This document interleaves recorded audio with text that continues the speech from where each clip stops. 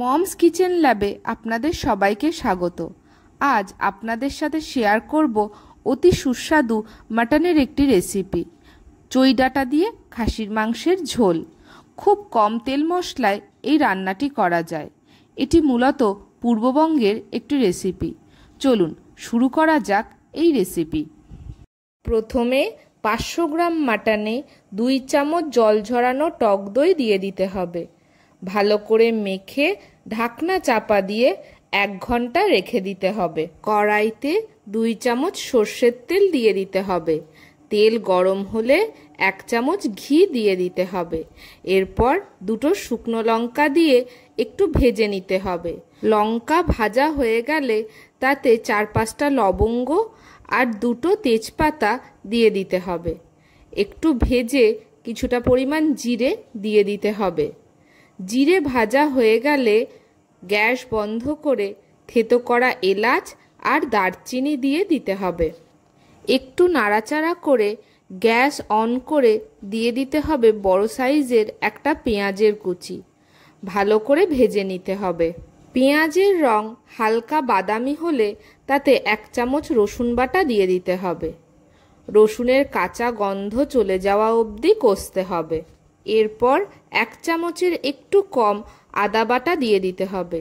সামান্য জল দিয়ে আবারও মিনিট 2-3 ভালো করে কষে নিতে হবে। কষানো হয়ে গেলে একে একে কাঁচা লঙ্কা বাটা, কাশ্মীরি লঙ্কা বাটা, ধনে গুঁড়ো, জিরে গুঁড়ো, হলুদ আর সামান্য জল দিয়ে ভালো করে কষতে হবে। মশলা দিয়ে যখন তেল ছাড়বে বুঝতে হবে মশলা কষানো হয়ে গেছে। এবার ম্যারিনেটেড মাংস দিয়ে ভালো করে কষতে হবে। প্রায় মিনিট 15 হাই হিটে কষে নিতে হবে। এই সময় একটা কাঁটা চামচ দিয়ে আলুর গায়ে ছোট ছোট ফুটো করে দিতে হবে। এতে সমস্ত নুন মশলা আলুর ভেতরে ঢুকে যাবে। এইভাবে একটা একটা করে আলুর টুকরো এরকম ফুটো ফুটো করে কষানো মাংসের মধ্যে দিয়ে দিতে হবে। তারপরে ভালো করে কষে নিতে হবে প্রায় মিনিট 5। ঢাকনা চাপা দিয়ে মজতে দিতে হবে। মিনিট 5 পর ঢাকনা খুলে দিয়ে দিতে হবে স্বাদ মতন লবণ। ভালো করে মিশিয়ে দিতে হবে। এরপর ঢাকনা চাপা দিয়ে মিনিট 10 ধিমে আঁচে রেখে দিতে হবে। এই সময় মাংস দিয়ে জল ছাড়বে। মিনিট 10 পর ঢাকনা তুলে ধুয়ে পরিষ্কার করে রাখা চই ডাঁটা দিয়ে দিতে হবে।